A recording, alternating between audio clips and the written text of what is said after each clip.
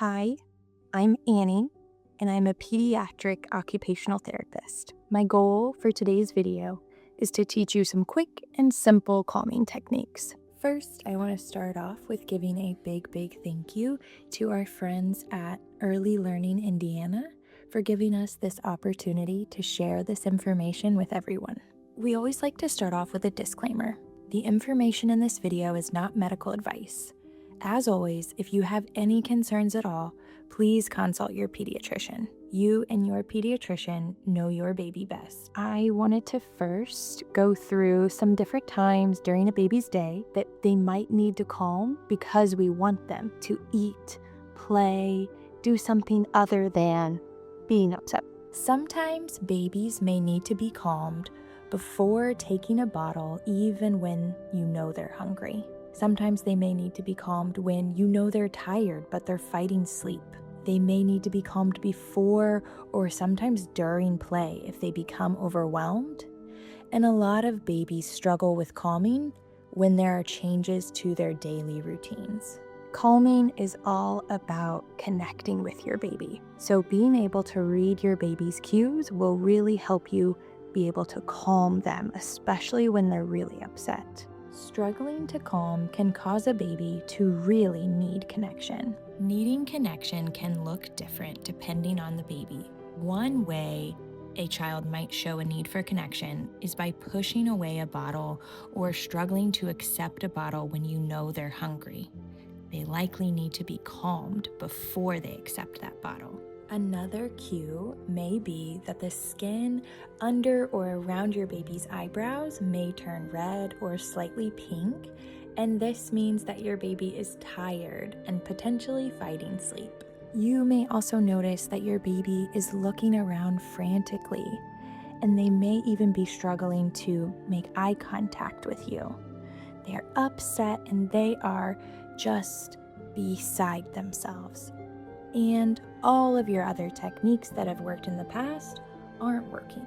So you know your baby is not wet or dirty, so they don't need a diaper change. They're not due to eat, and they're not due for a nap. So how do we calm them? A lot of times people will say, oh, let's use a pacifier. But sometimes the pacifier doesn't always work. So let's talk beyond the pacifier. We can start with using our soothing touch. We can try different types of movement, and then we can use our different senses, like our 5 senses, to play. Swaddling is a great soothing touch technique, especially for newborns. However, if your baby is starting to show signs of being able to roll by themselves, we want to go ahead and stop swaddling. It can become a safety concern if they roll, but they don't have access to their arms. So up until a baby is starting to show signs of rolling, swaddling is a great technique to try. I wanted to show an example of swaddling. You can see here I have the blanket flat with just one corner turned up. And what we can do is place the baby with their head so that it's at the top where the corner is. And then take one side, wrapping it in, tucking it. Their arm can either be at the middle of their body or to the side, tucking the blanket, and then using the other side of the blanket, the bottom, to pull up, and you can tuck in or you can tuck it to the side. And then you can use that last bit to just wrap around so that they're nice and snug. Another type of soothing touch is skin to skin. So opening up your shirt, allowing baby in just their diaper to lay on you and really feel your heartbeat and your warmth. That can be very calming. In addition to that, before you do skin to skin, you could also try infant massage, where you are using pressure that is gentle yet firm. I always say similar to how you would pet a cat. So gentle yet firm, and you are going to never pull out, but you will squeeze at the shoulders, down the arms, down to the hands, and then you can go at the hips and squeeze gently down the legs. If your baby's responding well to that, then you can use a very easy, gentle lotion that's unscented, something that your baby's skin tolerates, and rub in the lotion through their entire body. During this, you can talk to them, you can sing to them, you can count. That allows for that nice connection so that they can start to calm down. Another type of movement, one that is less common, a lot of times we see people who want to bounce the baby like this, but actually babies who are struggling to calm better doing what we call vertical rocking. So they are more upright, which can help, especially if their belly's a little upset or if they've just fed. We want them more upright.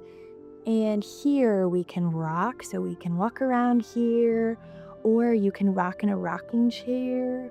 But these types of bouncing, you can go from your heel toe here. But these types of bouncing with them more upright and your hands supporting their head is more calming for them if this is seeming to make them more upset. I wanted to provide an example of vertical rocking and how this can actually also help with burping.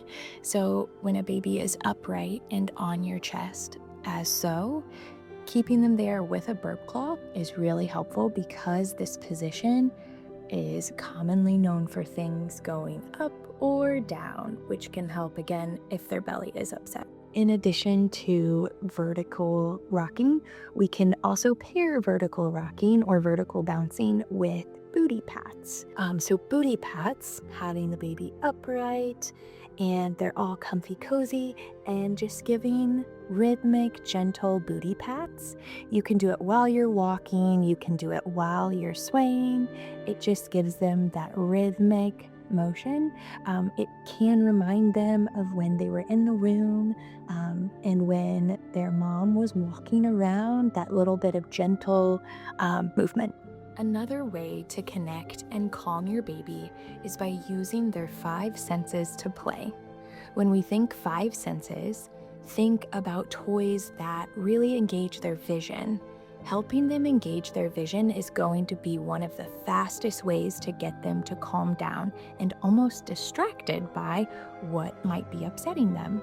So think black and white images or black and white books, showing them toys that might move or dance. If you need to get creative, feel free to dance for them. It works really well. The other sense being touch. So we can swaddle, we can use our massage, our soft toys, and toys with different textures that might be bumpy. The next sense being taste. You can place a small amount of formula or breast milk on the pacifier during play. The next sense we can use is our sense of smell, which sounds kind of interesting when it comes to play. But just being around you is enough to help them feel connected and calm during play because they are able to really smell you. And then going outside and just smelling the different smells that are outside, inside. But the biggest and most helpful one is going to be during skin to skin when they can really smell you. The next sense we can use is our sense of hearing when we want to connect with our baby. So rattles, singing lullabies, you can play white noise to help them calm down or use crinkle toys. Here I wanted to give an example of some simple black and white things so you can see the black and white stripes or the black and white cloud that this baby is paying attention to. It's kind of black and white overload, as you can see with the polka dots and the stripes and such. No need to go black and white overload, but I also wanted to show how the color red, you can see how in this picture this baby is really drawn to the color red. Black, white, and red are going to be the colors your baby early on when they're newborns, that's what they are going to be most distracted by. Here we have tummy time paired with a mirror.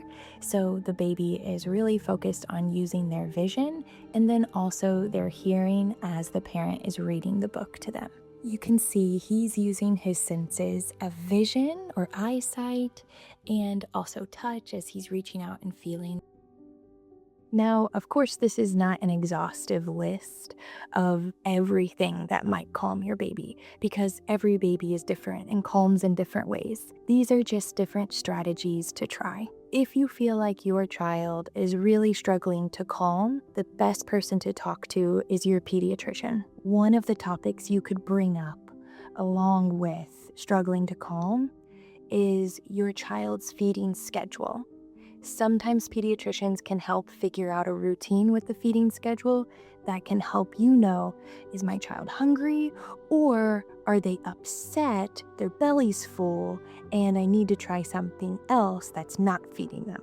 Sometimes feeding them too much can make their bellies more upset. Here are my references, and I also wanted to say a big thank you for listening and being willing to try new things.